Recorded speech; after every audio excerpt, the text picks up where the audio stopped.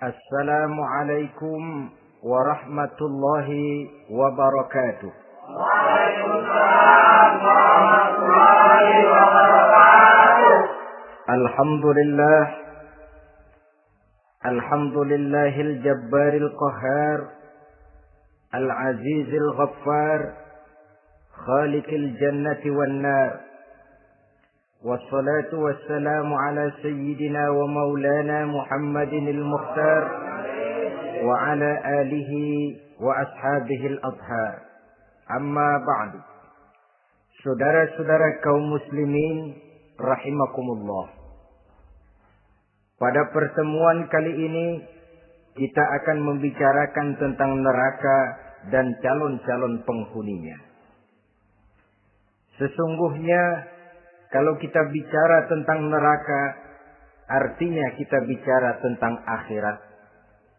Dan kalau kita bicara tentang akhirat, kita bicara tentang alam gaib yang merupakan salah satu dari rukun iman yang 6, percaya kepada alam gaib.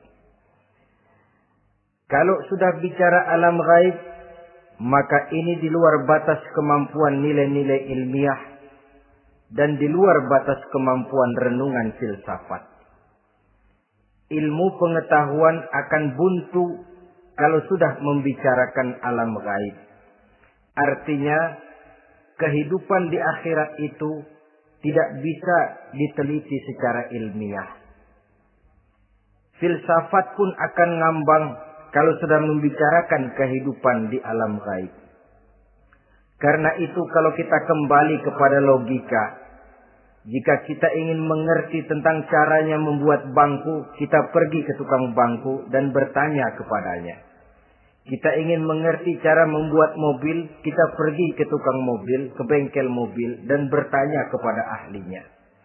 Pun dalam urusan alam gaib, sudah sewajarnya kita kembali kepada penjelasan dari Sang Pencipta alam gaib, yakni Allah Subhanahu wa ta'ala. Dan melalui kitabullah Al-Quranul Karim, Allah telah menjelaskan masalah-masalah gaib berupa kehidupan di surga dan neraka itu secara jelas dan pasti. Dengan kata lain, di dalam membicarakan tentang neraka ini, yang menjadi dasar daripada pemikiran kita adalah rasa iman kepada Allah Subhanahu wa ta'ala. Karena soal neraka tidak pernah bisa dibuktikan dengan ilmu pengetahuan. Tidak bisa diselidiki sebab orang yang sudah pulang ke sana pun tidak pernah kembali lagi kemari untuk kita tanya bagaimana hal ihwal keadaan di sana.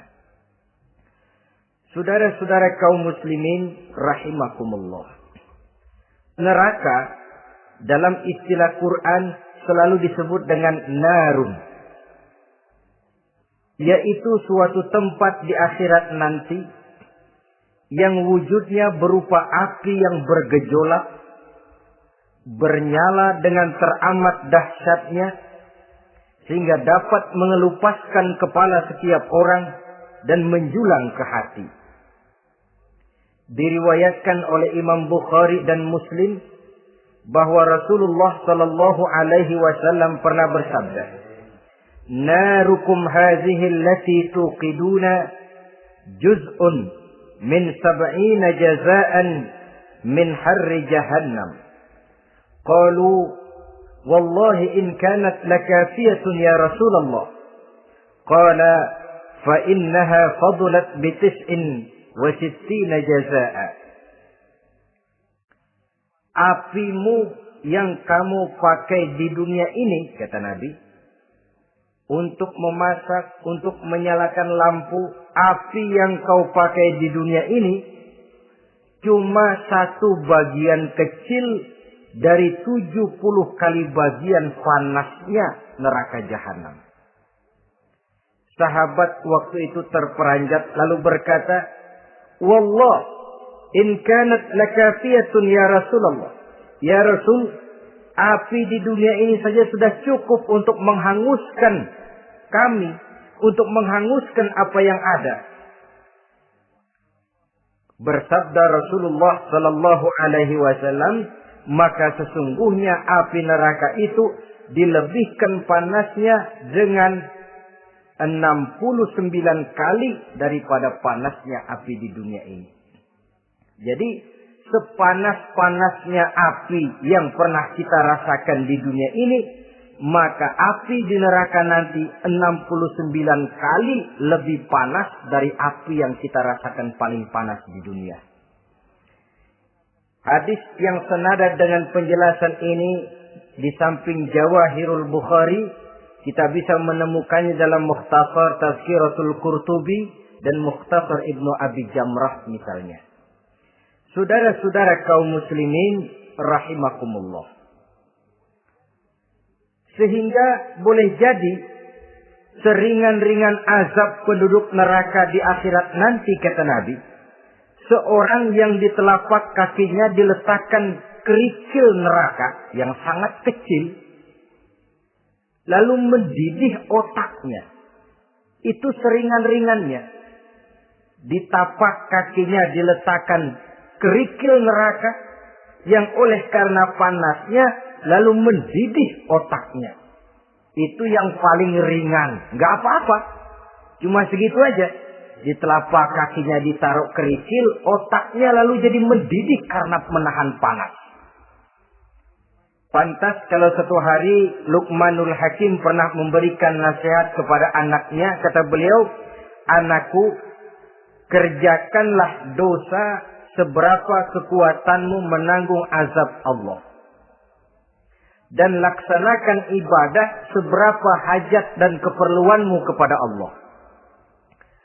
Berapa banyak hajatmu kepada Allah, begitulah kamu harus beribadah.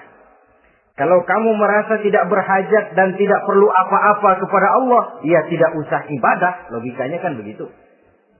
Saudara-saudara, dalam hidup ini ada nggak yang nggak perlu kepada Allah? Ada nggak? Seluruh kita memerlukan Allah.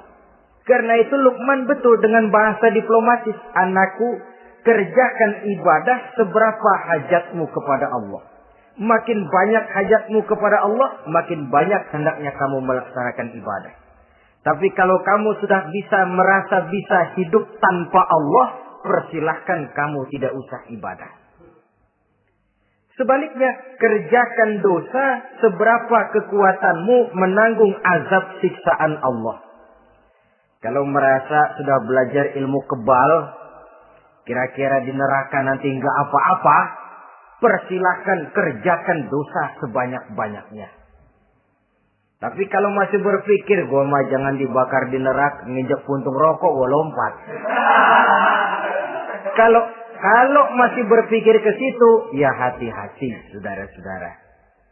Nah, sebagaimana surga, neraka pun ada pintu-pintunya. Dan yang melalui pintu-pintu itu sesuai dengan dosa yang dia kerjakan pada waktu kehidupannya di dunia ini. Jadi setelah manusia diadili, mereka kumpul di padang mahsyar beramai-ramai. Yang mendapat kitab di tangan kanan, yang selamat dari proses pengadilan, yang sudah nyata lebih banyak kebaikannya daripada kesalahannya, wajah mereka berseri-seri. Tapi yang rapotnya merah, yang timbangannya lebih banyak kejahatannya, mereka mukanya udah pada gulem. Di tengah itulah kedengaran pernyataan dari Allah Subhanahu wa taala. Salamun qaulan min Rabbir Rahim. Ada ucapan selamat dari Allah, Tuhan yang Maha Pengasih dan Maha Penyayang. Salamun alaikum. Selamatlah kamu, wahai orang-orang yang kelak akan sampai ke surga. Yang lulus di pengadilan dapat ucapan selamat dari Allah. Tapi pada saat itu juga Allah mengatakan, wamtazul yawma ayyuhal mujrimun. Pada hari ini, semua orang-orang yang kurang ajar, supaya minggir. Wamtazul yawma ayyuhal mujrimun. Orang-orang yang durjana, kelompok durhaka, para pembuat dosa, misah hari ini, minggir semuanya. Kamu akan digiring ke dalam neraka. Saudara-saudara kaum muslimin rahimakumullah. Baik mereka yang akan menuju surga, baik mereka yang akan masuk ke dalam neraka, sama melintasi satu jembatan yang melintang di atas neraka. Dalam surah Maryam ayat 71 dan 72. Walaupun jembatan itu tidak digambarkan secara jelas, tapi kita temukan penjelasan Allah sebagai berikut. Wa inna minkum illa wariduha. Kana ala rabbika hatman maqdiyya. Thumma nunajjil lazina taqaw. Wa nazaru zalimina fiha jasiyya. Saudara-saudara, dan tidak ada setiap orang pun kecuali mereka akan melalui api neraka itu. Adapun orang-orang yang bertakwa, mereka diselamatkan oleh Allah. Sedangkan orang-orang yang zalim, mereka terlempar ke dalam jurang neraka. Nah, itu yang dinamakan dengan sirat. Ada memang riwayat menjelaskan bahwa sirat itu kecilnya seperti rambut dibelah 7, tajamnya lebih tajam dari mata pedang. Tapi dalam banyak hal, orang lewat di atas sirat itu bergantung kepada amalannya waktu dia hidup di dunia ini. Maka jangan heran ada orang yang lewat di atas sirat itu seperti kilat. Lep, sudah sampai di surga. Ada yang lewat di atas sirat itu seperti orang terbang. Ada yang lewat di atas sirat itu seperti orang lari. Ada yang seperti jalannya unta. Ada yang merangkak.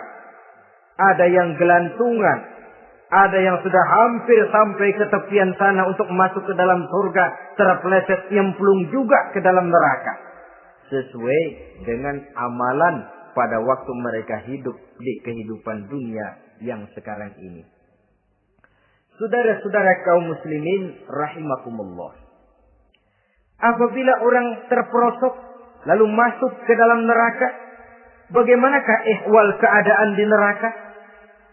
Panasnya sudah kita jelaskan tadi. 70 kali lipat dari sepanas-panasnya api di dunia ini. Lalu orang-orang yang masuk ke dalam neraka, mereka juga mendapat pakaian, makanan, minuman, perhiasan. Tapi makanannya, minumannya, perhiasannya lain dengan orang-orang yang sampai di surga.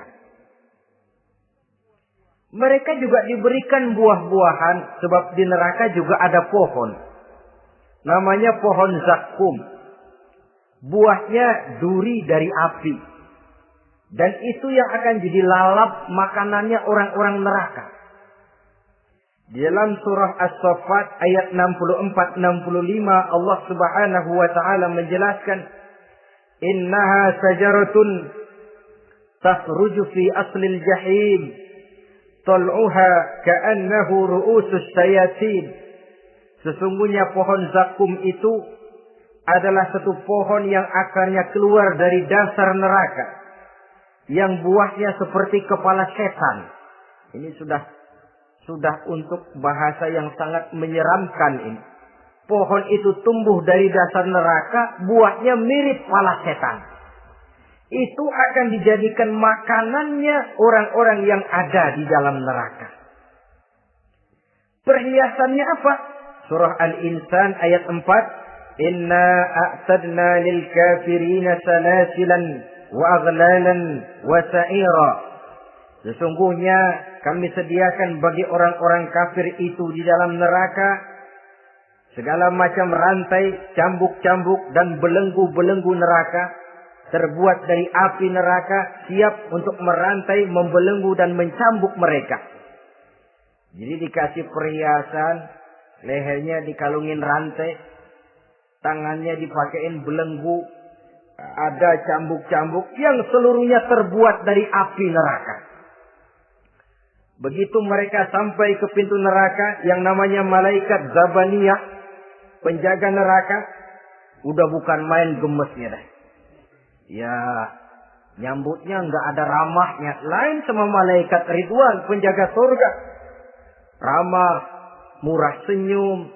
Begitu orang mau masuk surga, salamun alaikum tibtum fadkhuluha khalidin. Keselamatan atas kamu, sungguh kamu telah beruntung. Sekaranglah masuk kamu ke dalam surga dan kekalah tinggal selama-lamanya di sana. Ramah, murah senyum, selamat datang, selamat tiba di tempat yang penuh kenikmatan. Mari persilahkan. Ini malaikat Ridwan. Malaikat Malik, malaikat Zabaniyah lain lagi. Dia nungguin pabrik. Sadis menerima. Matanya melotot. Ini dia. Manusia-manusia kurang ajar. Yang waktu di dunia sudah datang para rasul. Sudah turun agama. Sudah datang Al-Quran. Tapi belagak pilon. Ini loh. Nih rantai. Belenggu. Lalu dirangkeng. Dimasukkan ke dalam neraka. Na'udzubillah. Summa na'udzubillah. Saudara-saudara. Lalu terpikir oleh kita. Kalau begitu panasnya api neraka. Sekali lempar orang terus mati dong. Ya enak kalau boleh begitu sih. Begitu dilempar ke neraka terus mati. Enak. Ternyata tidak. Kepedihan neraka adalah kepedihan yang kekal dan terus menerus. Tidak satu saat pun orang-orang di dalam neraka pernah merasakan kesenangan. Tidak sesaat pun. Kali semenit kayak ngaso. Enggak, terus menerus berada dalam kepedihan yang tiada tara. Al-Quran menjelaskan. Kullama nadijat juluduhum baddalnahum juludan ghairaha. Apabila hancur kulitnya, kami ganti dengan kulit yang baru. Supaya apa? Liyazukul azab. Biar dia rasain azab. Rasain dulu. Hancur kepalanya, buletin lagi. Hancur kulitnya, bikin lagi. Berantakan isi perutnya, disempurnakan lagi, digiling lagi. Terus menerus begitu. Tidak sedetik pun penduduk neraka itu pernah mengalami istirahat. Barangkali pakai jam istirahat lumayan. Ini enggak ada. Ada bel, keneng, istirahat, azab dicabut. Tidak. Terus menerus dan selalu begitu. Satu detik saja pun mereka tidak pernah istirahat dari siksaan dan azab yang mereka terima. Saudara-saudara kaum muslimin rahimakumullah. Lalu bagaimana keadaan mereka? Ada orang-orang di dalam neraka itu yang dikenakan pakaian dari api neraka. Luar biasa. Dikasih pakaian dinas dari api. Kemudian kepalanya dituangi air yang sedang mendidih. Yang dengan tuangan air itu dihancur luluhkan segala isi perutnya dan kulit-kulitnya. Setelah itu mereka dicambuk dengan cambuk-cambuk dari besi.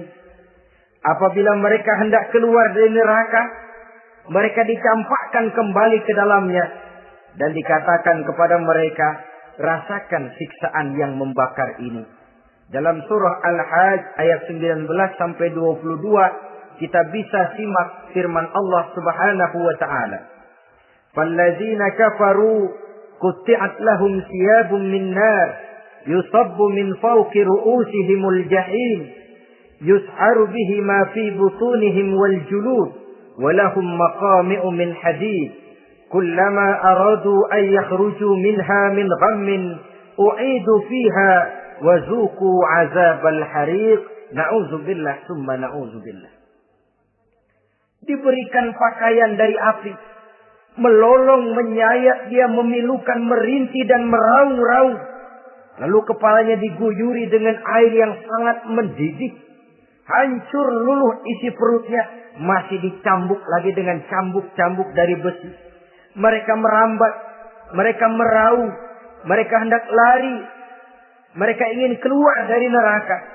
Tapi tiap kali mereka merambat ingin keluar, ditarik lagi. Kalau bicara kita, ayo, mau kemana lo? Apa kata malaikat penjaga neraka? Zuku azabal hariq, rasa ini makan pencarian lu waktu di dunia. Saudara-saudara, lalu ada pula siksaan penduduk neraka itu, di mana dahi, lambung dan punggung mereka dipanggang dengan api neraka. Allah karim. Kita di dunia ini tertusuk paku saja waktu berjalan sudah bukan main pedihnya. Tertusuk duri saja sudah bukan main pedihnya. Ini punggungnya, lambungnya macam disate, dipanggang dari api neraka. Dalam At-Taubah ayat 35 kita temukan firman Allah, "Fi nari jahannam fatukwa biha ibahuhum wa junubuhum wa zuhuruhum." Na'udzubillah summa na'udzubillah. Kemudian ada pula penduduk neraka itu yang disiksa, lehernya diikat dengan rantai. Mereka spontan diseret-seret dengan sekeras-kerasnya dan dilemparkan ke dalam lautan air yang sedang mendidih. Kemudian mereka dibakar dalam api yang bergejolak dan menyala-nyala. Pada surah Al-Mu'min ayat 71 dan 72 Allah Subhanahu wa taala menjelaskan, "Izil aghlalu fi a'nakihim was-salasil yushabuna fil hamim thumma fil nari yusjarun." Ketika belenggu dan rantai dipasang di leher mereka supaya mereka diseret ke dalam air yang sangat panas, kemudian mereka dibakar dalam api. Ada lagi penduduk neraka yang dipegang jambulnya lalu diseret ke tengah-tengah neraka, kemudian kepalanya digerujugi dengan air yang mendidih seperti yang dijelaskan dalam surah Ad-Dukhan ayat 47 dan 49. Pendeknya, azab dan siksaan neraka itu sesuailah dengan amalan dosa yang dikerjakan manusia pada waktu kehidupan di dunia ini. Maka dalam puncak perjalanan Mi'raj misalnya, kepada Rasulullah sallallahu alaihi wasallam diberikan berbagai macam penglihatan sebagai contoh dan tamsil dari kehidupan di dunia ini. Sejak dari penglihatan di jalan sampai kepada penglihatan surga dengan segala kenikmatannya dan neraka dengan seluruh azabnya, seluruhnya merupakan contoh teladan. Misalnya dalam perjalanan ketika hendak Mi'raj itu, sebelum berangkat Rasul disodorkan 2 minuman. Segelas berisi arak, segelas lagi berisi susu. Kata malaikat Jibril, "Ambillah salah satu minuman itu ya Muhammad." Lalu Rasul dengan tidak ragu-ragu, mantap betul beliau mengambil gelas yang berisi susu, lalu beliau minum. Setelah beliau minum itu, malaikat Jibril berkata, "Shaddaqta ya Muhammad." Engkau telah benar Muhammad. Laqad asabtal haqq, pilihanmu tepat. Kenapa ya Jibril? Untung susu yang kamu minum Muhammad. Kalau arak yang kamu ambil, pasti umatmu bakal jadi umat yang teler semua. Ini pun satu contoh buat kita semua, bahwa dalam kehidupan kita selalu berhadapan dengan susu dan arak, berhadapan dengan hak dan batil, berhadapan dengan benar dan salah. Maka hati-hati kita jangan sampai salah pilih karenanya. Lalu yang ada kaitannya dengan persoalan kita, penglihatan yang diberikan Allah kepada beliau di neraka. Beliau melihat sekelompok orang dilontari kepalanya dengan batu dari api neraka. Tiap kali dilontari kepala itu hancur berkeping-keping, berantakan otaknya. Lalu dibulatkan kembali. Setelah kepala itu bulat kembali, disambitin lagi. Menjerit, meraung, merintih kesakitan, hancur kepalanya, berantakan otaknya. Lalu dibulatkan lagi, terus menerus begitu, tidak pernah berhenti. Sampai Rasul bertanya, "Ya Jibril, ini orang kenapa kepalanya dilontari dengan api neraka sampai hancur lalu dibulatkan kembali?" Kata malaikat Jibril, "Ya Muhammad, itulah contoh daripada umatmu yang berat untuk sujud kepada Allah Tuhannya. Itulah contoh dari umatmu yang waktu hidup di dunianya tidak pernah mendirikan sholat sama sekali. Sombong yang paling sombong adalah sombong kepada Allah. Artinya tidak mau sujud kepada Sang Maha Penciptanya.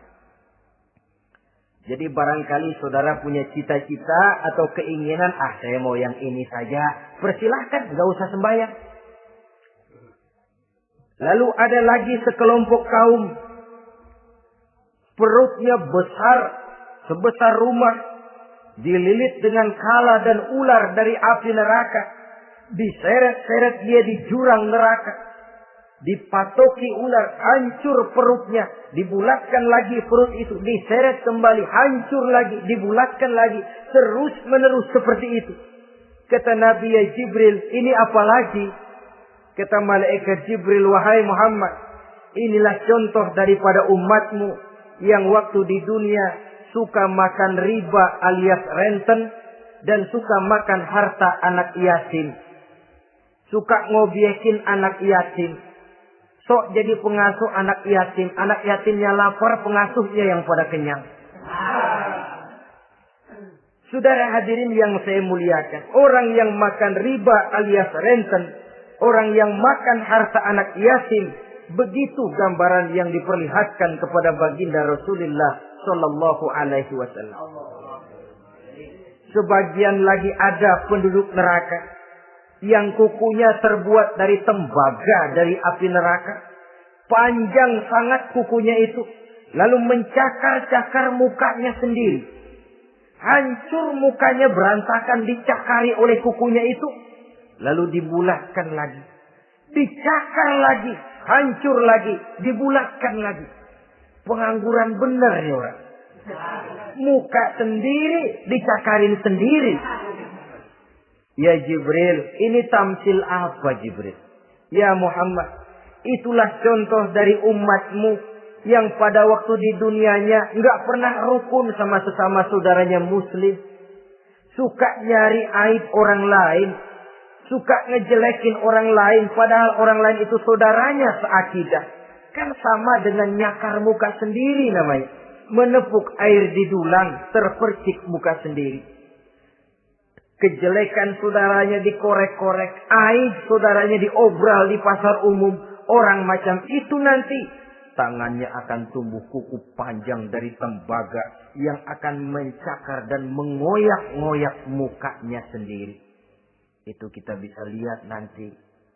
Oh, ini yang waktu di dunia suka ngorek-ngorek kesalahan orang tuh lagi pada nyakarin mukanya. Oh, begitu. Saudara-saudara kaum muslimin rahimakumullah. Oleh karena itu Nabi ajarkan kita, tuba liman shaghalahu aibuhu an uyubin nas. Beruntung orang yang aib dan kekurangan pada dirinya menyebabkan dia sibuk sampai enggak sempat ngorek-ngorek aib dan kekurangan orang lain. Introspeksi. Beruntung orang yang celak dirinya menyebabkan dia sibuk dan tidak sempat ngorek-ngorek aib pada diri orang lain. Ada pula di antaranya dilihat oleh Rasul.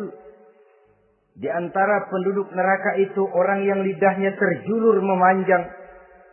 Kemudian dipotong lidah itu dengan gunting dari api neraka. Menjerit dan memekik ia menahan sakit yang tiada tara. Sampai Rasul bertanya kepada malaikat Jibril, kalau ini tamsil apa lagi ya Jibril? Kata malaikat Jibril, wahai Muhammad, inilah contoh dari umatmu, orang-orang yang waktu di dunia tidak pandai menjaga lidahnya, suka menggunjing orang, suka memfitnah orang, suka ghibah dan namimah, suka ngomongin orang di belakang yang bersangkutan.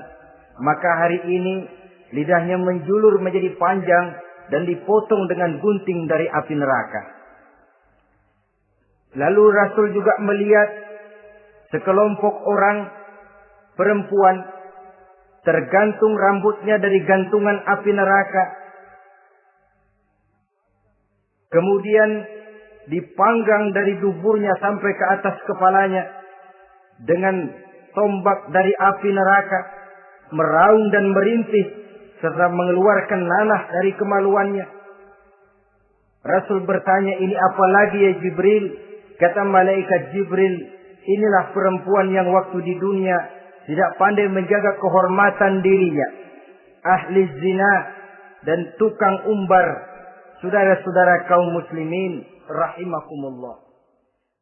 Saudara-saudara kaum muslimin rahimakumullah. Jadi akibat dari pergaulan bebas, free sex ini, bahaya yang pertama tadi itu. Hilangnya ketentraman dalam hidup. Mungkin orang lain tidak tahu. Hansip nggak lihat. Orang tua bisa kita bohongin. Tapi ketentraman. Was-was. Apalagi kalau kita merasa bahwa ini akan menimbulkan satu akibat. Entah dalam bentuk nantinya terjadi kehamilan. Si laki-laki juga tidak tenang. Khawatir kalau nanti dituntut. Si perempuan juga setelah melakukan pergaulan bebas itu hilang ketentraman hidupnya. Apalagi kalau dia harus kehilangan sesuatu yang sangat berharga dalam kehidupannya. Kegadisan katakanlah. Keperawanan katakanlah begitu. Sesuatu yang semestinya dijaga dan dijunjung tinggi. Tapi kadang-kadang memang cinta. Inilah yang namanya cinta. Sehingga cinta itu katanya buta. Kalau sudah buta, apa saja terasa jadi indah. Apa saja diserahkan. Akibatnya mahkota yang paling berharga sering hancur berantakan sebelum pada waktunya. Akhirnya ketentramannya hilang. Hidupnya gundah, gelisah. Pada mulanya memang dia tidak merasa cerah, segalanya menjanjikan dan menyanyikan keindahan. Tapi setelah proses pergaulan itu terjadi, dia kehilangan kegadisannya, si pemuda resah, si gadis pun gelisah. Apa yang dia tunggu? Jangan-jangan. Nah, jangan-jangan. Jangan-jangan. Ini biasanya tanggal segini sudah keluar, ini kok belum. Waduh, jangan-jangan, jangan-jangan. Makin merana lah dia. Tidak ada lagi ketentraman dalam hidupnya. Akibatnya kegelisahan itu lalu tumbuh dalam hidupnya. Kerjanya tiap hari hanya termanggu-manggu. Menunggu dan menunggu. Dari waktu ke waktu. Tapi yang ditunggu tak mau tahu. Akan bicara lidahnya terasa keluh. Sedang waktu terus berlalu. Hatinya terasa pilu. Bagai diiris dengan sembilu. Mau keluar rasanya malu. Salah elu.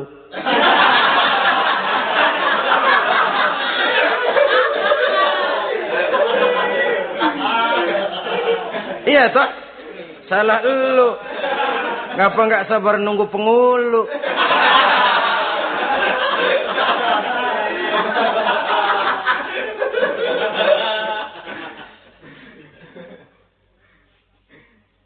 Bacalah surat-surat kabar berapa banyak sudah gadis-gadis bergelimpangan jadi korban. Berapa banyak sudah bayi-bayi yang lahir ke dunia ini tanpa tahu kemana dia harus memanggil bapak. Apakah deretan jumlah korban ini masih harus terus bertambah, dan bertambah? Dengan dalih modernisasi, dengan dalih kemajuan zaman, dengan dalih kebebasan pergaulan, dengan dalih emansipasi. Lalu menginjak moral yang seharusnya kita junjung tinggi-tinggi. Sampai kemudian merendahkan harga diri kita sebagai manusia. Hilangnya ketentraman dalam hidup. Bahaya yang kedua dari pergaulan bebas ini, berjangkitnya penyakit kelamin. Penyakit yang saudara-saudara tentu tahu, tidak tanggung-tanggung. Raja namanya. Raja singa. Barangkali sekarang sudah ada suntikan penisilin, boleh jadi. Barangkali sudah ada pil KB yang bisa mengatur saat-saat orang melakukan, saat orang bisa menstruasi, boleh jadi. Tapi alat-alat itu memang kalau disalahgunakan bisa merangsang terjadinya pergaulan bebas. Terjadinya penyakit kelamin. Pada lain segi, saudara lihat saja, sering dicontohkan. Kalau pagi-pagi PLN bikin pengumuman, nanti malam listrik akan mati total seluruh kota. Wah, tahu kita, ini nanti malam listrik bakalan mati. Pagi-pagi sudah beli baterai kita. masukin batu baterai ke dalam baterai. Dari pagi sampai sore itu baterai kita sorotin terus. Padahal masih siang. Apa yang terjadi? Nanti maghrib datang, malam tiba, nyorot lagi. Udah soak batunya. Kenapa? Lantaran dari pagi sepanjang siang disorotin terus. Belum waktunya baterai nyempret terus. Begitu malam, udah soak, nggak terang lagi. Sama saja, kita juga begitu. Belum nikah, dipakai terus. Mumpung masih siang, nyorot terus baterai. Itu nanti kalau sudah malam, masuk pintu pernikahan, baterai bisa soak. Mau nyorot lagi, lah remeng-remeng. Udah nggak punya daya begitu masuk pintu pernikahan, cuma celam-celam doang.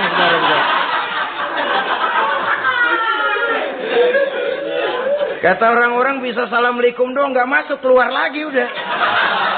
Permisi doang.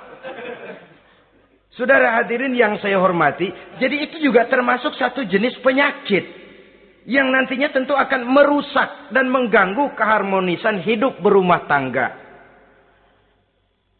Apalagi kalau sampai di tempat-tempat yang merupakan prostitusi umum. Yang segala macam jenis bisa tumplek-blek di situ. Kita bisa bayangkan jenis penyakit-penyakit yang tumbuh di sana. Jadi dengan demikian saudara-saudara, yang kedua bahaya dari free sex ini bisa menimbulkan penyakit kelamin. Yang ketiga, mengganggu kelangsungan keturunan. Apalah dosanya anak-anak kita kalau mereka harus terlahir dengan membawa penyakit yang diwariskan oleh orang tuanya? Sudah kita ini bersalah, kesalahan itu terus diteruskan oleh anak kita juga. Alangkah kejamnya kelangsungan daripada keturunan. Sehingga dengan demikian saudara-saudara, kalau Islam memberikan pintu legitimasi lewat aturan yang disebut pernikahan atau perkawinan, maka itu memang untuk kepentingan dari kemanfaatan manusia itu sendiri. Penyakit yang keempat dari bahaya free sex ini, kita tahu bahwa seks memperturutkan nafsu seks itu sama dengan bayi. Bayi kalau nggak disapi, saudara-saudara, disapih ya, diberhentiin nyusu, itu sampai SMP SMA juga ngempeng terus dia. Kadang-kadang seorang ibu kan berat, aduh anak saya mau disapi, kasihan. Terus jangan disapi, sampai SMA masih ngempeng dia. Nafsu begitu, kalau diperturutkan, tidak diblokir, ya terus dan terus. Umumnya, nggak ada orang yang nggak ketagihan kalau sudah melakukan hubungan seksual. Sehingga ada orang terlambat nikah, ketika ditanya, bagaimana kamu nikah? Nyesel. Nyesel kenapa? Kalau tahu enak dari dulu aja.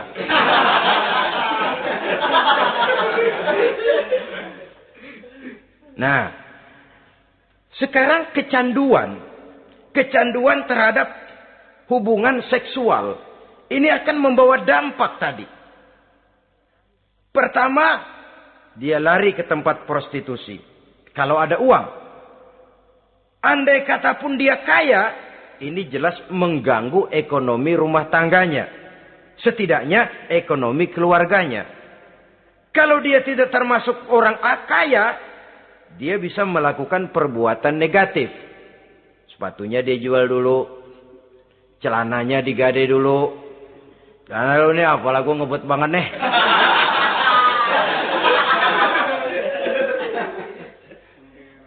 Itu sudah mengarah kepada ekonomi. Belum lagi penyakit yang kelima, bahwa free sex ini bisa membawa kehancuran karier. Saudara lihat ya, walaupun tidak karena free sex sepenuhnya, tapi pengaruhnya. Konon Julius Caesar yang begitu gagah perkasa, takluk dan bertekuk lutut di bawah kaki Cleopatra. Konon Napoleon Bonaparte, singa daratan Eropa, luas kekuasaannya, besar tentaranya, dia tunduk di bawah kaki Margaret Josephine. Bahkan konon Adolf Hitler yang begitu luar biasa cuma tunduk kepada Eva Braun. Baiklah, itu sejarah masa lalu. Yang sekarang yang kita alami, saudara. Betapa seorang senator seperti Gary Hart, calon presiden unggulan di Amerika, brilian, jenius, cerdas, diunggulkan, masih muda. Betapa calon presiden ini harus mundur dan hancur karier politiknya. Cuma karena skandalnya dengan seorang hostess bernama Donna Rice. Ini di Amerika loh. Di satu negara yang konon katanya menganut liberalisme. Tapi begitu tingginya dijunjung nilai-nilai moral. Kalau dia terlibat begitu, bagaimana kalau dia jadi presiden nanti? Bahkan paling belakang saudara-saudara, John Tower yang oleh Presiden Bush dicalonkan menjadi Menteri Pertahanan terpaksa ditolak oleh Senat. Oleh karena skandalnya, ya dengan minuman keras, ya dengan wanita. Saya katakan lagi, ini di negara yang kita katakan kita tuding sebagai negara liberal. Di negara yang menganut mudah-mudinya pergaulan bebas, entah nilai moral dituntut sedemikian luhur. Sehingga seorang bisa mengundurkan diri dari calon presiden karena terlibat skandal. Di Inggris pernah juga kejadian, di Italia pernah juga kejadian seorang Perdana Menteri terlibat skandal dengan seorang pramugari pesawat udara. Sampai kemudian dia dan seluruh kabinetnya membubarkan diri. Kehancuran karier. Karena bagaimanapun lemahnya wanita, perempuan sekalipun lemah, saudara-saudara, lelaki yang bagaimana gedenya juga dia telan. Itu namanya perempuan, saudara-saudara. Seseorang bisa bangkit ke panggung sejarah memegang peranan. Dari yang tidak pernah diperhitungkan bisa menjadi kekuatan yang diperhitungkan pun karena perempuan. Tapi seorang pun bisa ambles di telan perut sejarah. Juga karena perempuan. Kehancuran karier. Sebab pangkat yang tinggi, badan yang sehat bukan merupakan jaminan bahwa seseorang akan mampu menghadapi bujuk rayu dari seorang perempuan. Saudara-saudara kaum muslimin rahimakumullah. Oleh karena itu, mari sayangi diri, sayangi karier, sayangi ekonomi rumah tangga. Bertahun kita pergi pagi pulang sore peras keringat cari nafkah, menghidupi anak dan istri. Haruskah dia jadi hancur cuma oleh karena kecanduan kepada pelacur misalnya? Memang yang namanya pelacur tentu saja memikat, mempedaya, mempesona. Saudara-saudara kaum muslimin rahimakumullah. Karena apa? Karena yang dicari uang, mereka toh dagang. Taktik orang dagang tentu harus mampu memikat pembeli. Jangan lalu merasa senang. Waduh nih malam mujur banget nih. Ngapa? Dapat yang baik banget sama gue. Waduh ramah lagi orangnya. Udah endah aja udah. Ya wajar saja namanya orang dagang.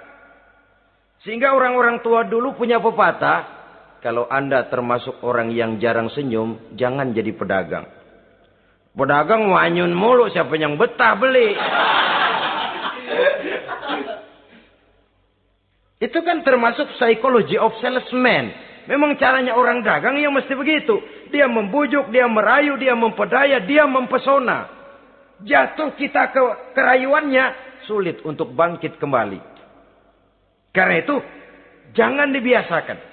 Yang sudah terlanjur, tidak ada terlambat untuk menarik diri.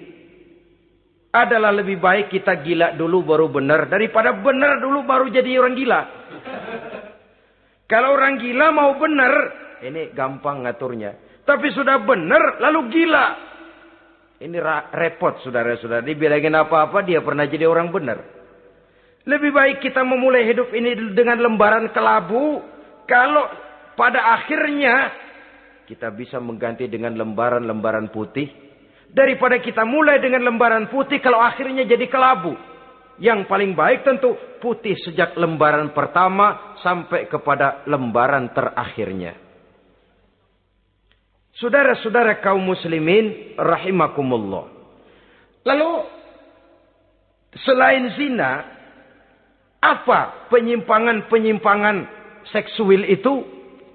Ya, penyimpangan yang umum yang tidak dilakukan oleh sepasang suami istri dinamakanlah dia dengan zina.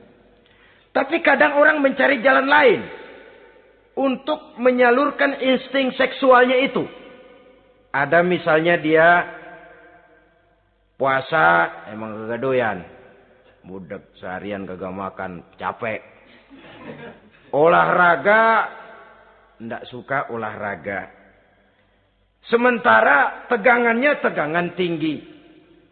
Baca buku yang parno seneng. Kalau ngomong selalu yang nyerempet-nyerempet. Akibatnya apa? Dia puasa tidak, olahraga tidak. Dia bisa jatuh kepada yang disebut onani atau masturbasi. Ada ulama mengharamkan ini, ada yang memakruhkan saja.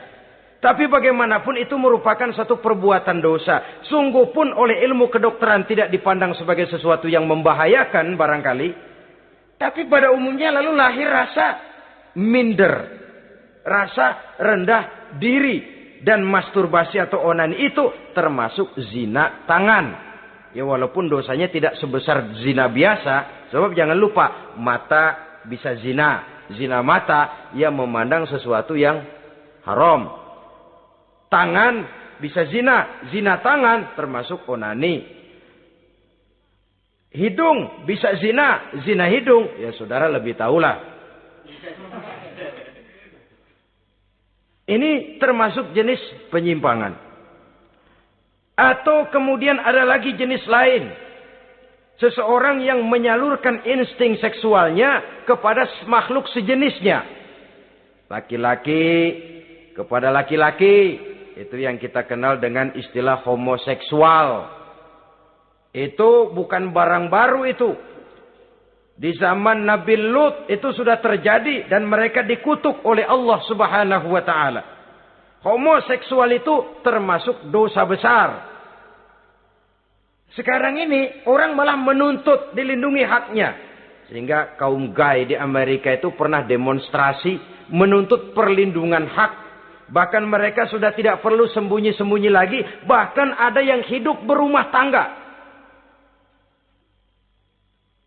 Ini ya terlepas dari penyakit kejiwaan yang memang harus disembuhkan dan perlu pengobatan khusus. Tapi homoseksual dilihat dari segi agama merupakan satu perbuatan yang berdosa. Dan dosanya besar. Atau perempuan dengan perempuan. Itu yang kita kenal dengan istilah lesbian. Kadang-kadang karena patah hati ngelihat laki bawaannya udah gedek aja udah. Tadinya kebangatan digombalin, kebangatan percaya penuh.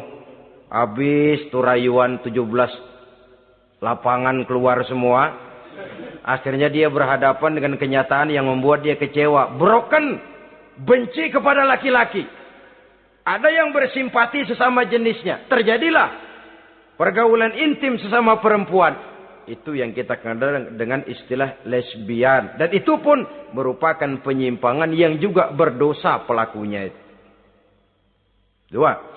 Ada penyimpangan lain yang disebut eksibisionisme. Apa itu? Seseorang memperoleh kepuasan seksual apabila dia memamerkan. Ngunjuk-ngunjukin. Ini termasuk penyakit kejiwaan. Penyakit pameran. Memamerkan auratnya kepada orang lain. Di situ dia merasakan satu kepuasan. Jangankan memamerkan ya, dalam artian memperlihatkan. Melihat begitu saja sudah bukan perbuatan yang baik, apalagi sampai memamerkan. Kemudian juga termasuk penyimpangan ini apalagi? Apa yang dinamakan dengan masochisme. Apa dia? Seseorang yang baru mendapat kepuasan seksual melalui penderitaan, penyiksaan, atau dikenal juga dengan sadisme ini. Melakukan hubungan seksual melalui penyiksaan, penghinaan, penderitaan. Di sana dia merasakan ada kepuasan seksual. Ini merupakan penyimpangan yang berbahaya. Sudah hubungan seksualnya di luar pernikahan berbahaya dan berdosa besar. Membuat orang lain menderita dan sakit. Itu juga merupakan suatu perbuatan dosa. Kemudian yang kelima, apa yang disebut dengan pedofilia. Belakangan ini kita sering baca surat kabar atau majalah. Ada orang tua berhubungan dengan anak kandungnya sendiri. Inna lillahi wa inna ilaihi raji'un. Ini udah bapak moyangnya dosa. Sudah zinanya dosa dilakukan kepada anak kandung sendiri.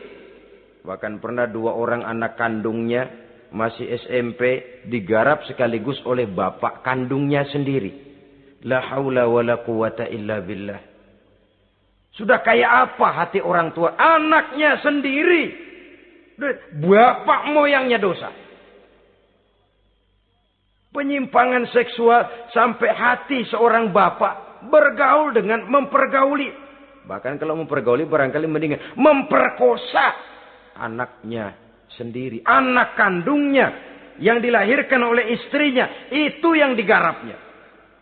Saudara-saudara kaum muslimin rahimakumullah. Begitulah memang makin maju zaman, makin canggih teknologi, makin canggih juga kriminalitas di dalam dunia ini. Namun seperti kita maklum, polisi punya satu teori. Kejahatan bisa terjadi karena 2 faktor yang dinamakan faktor N dan K. Niat dan kesempatan.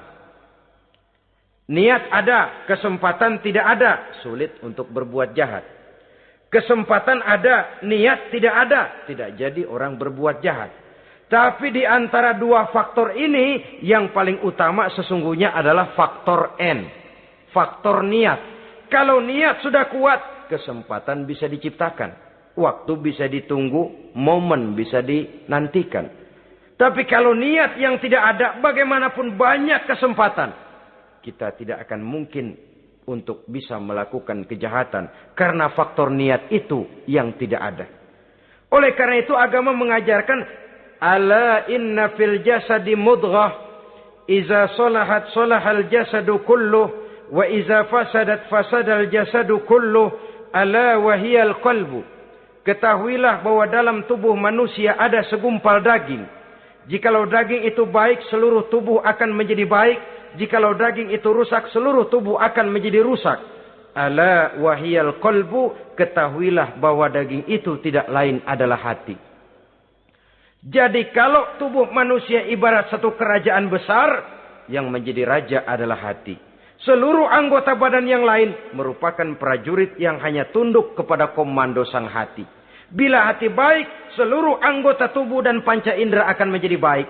Tapi bila hati rusak, maka seluruh anggota tubuh akan melakukan kerusakan. Tangan akan melakukan kerusakan.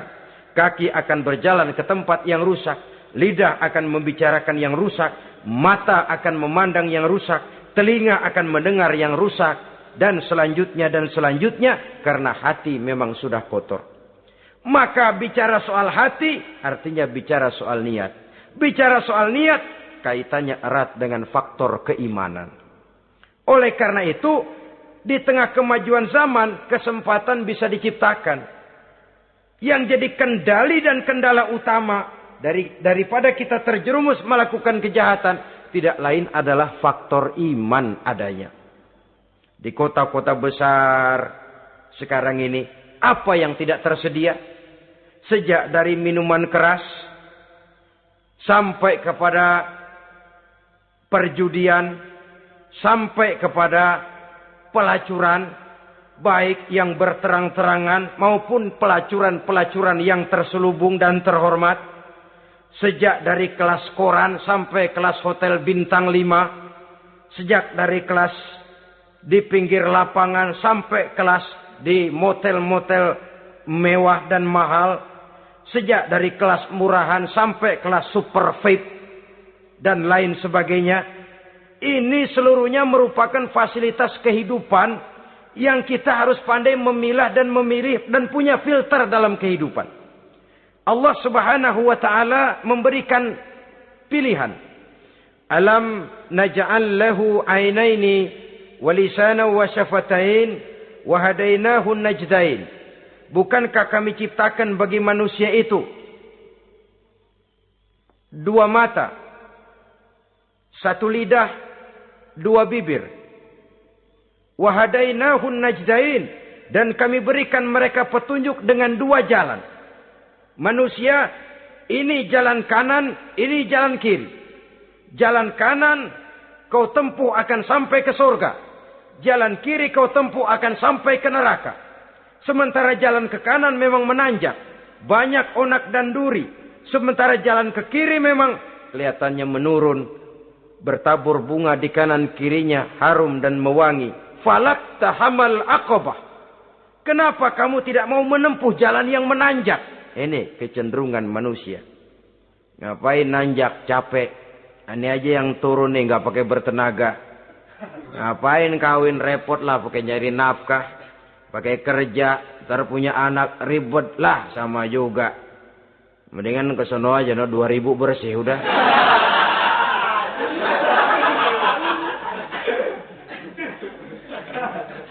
Falak tahammal aqabah. Mengapa kamu tidak mau menempuh jalan yang nampaknya menanjak ini? Padahal di ujungnya menanti pancaran sinar kebahagiaan. Kau turuni jalan yang kelihatannya menurun ini. Padahal di bawahnya menunggu jurang kehancuran yang sangat teramat dalam. Saudara-saudara kaum muslimin rahimakumullah. Dengan demikian, apabila Islam melarang manusia dengan larangan yang keras, jangan terjebak dalam pergaulan bebas, jangan berendam di dalam free sex, sesungguhnya adalah untuk kepentingan daripada manusia itu sendiri. Untuk martabatnya sebagai makhluk yang mulia tetap terjaga, ketenangan dan ketentraman hidupnya tetap terpelihara, jauh dari segala macam penyakit kelamin yang bisa membahayakan dirinya dan keturunannya, membawa kemantapan dan kemapanan di dalam ekonomi, dan juga jenjang karier yang dititinya, jenjang karier yang ditempuhnya. Taruh kata tidak menanjak, tapi juga tidak menurun. Sekurangnya dia bisa mempertahankan apa yang sudah diperolehnya itu. Ad-dunya mata' wa khairu mata'iha al-mar'atu salihah. Dunia ini memang kesenangan, mata', perhiasan, dan perhiasan yang baik adalah perempuan yang soleh. Perempuan yang soleh yang tidak hanya memberikan kenikmatan jasmani, tapi juga memberikan ketentraman rohani yang diikat dengan satu tali formal yang dinamakan dengan pernikahan atau perkawinan. Sah baik menurut agama juga menurut negara. Kita bisa menikmati kecenderungan insting seksual tadi dalam satu nada yang tenang, aman, tentram, memberikan kebahagiaan, kepuasan zahir dan batin. Tapi kalau jalan pintas yang kita tempuh, potong kompas yang kita pilih, kita lebih suka jajan, lebih suka ngeteng. Nikah kan berat, bayar mas kawin, bawa uang belanja segala macam. Iya, tapi sekaligus. Setelah itu saudara boleh pakai seumur hidup, asal masih ada napasnya masih bisa dipakai.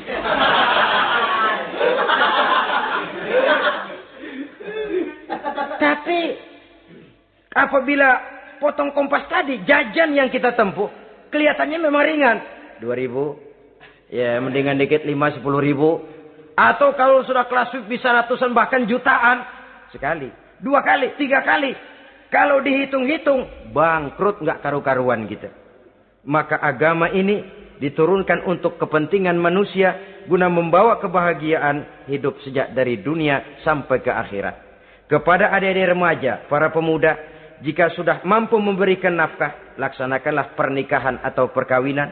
Jika belum mampu, maka jauhilah hal-hal yang dapat menimbulkan rangsangan seksual. Boleh dengan jalan berpuasa, memperbanyak olahraga, menggiatkan study club, diskusi dan sebagainya. Sehingga kita selamat dari arus pergaulan bebas yang akan merendahkan martabat kita sebagai manusia.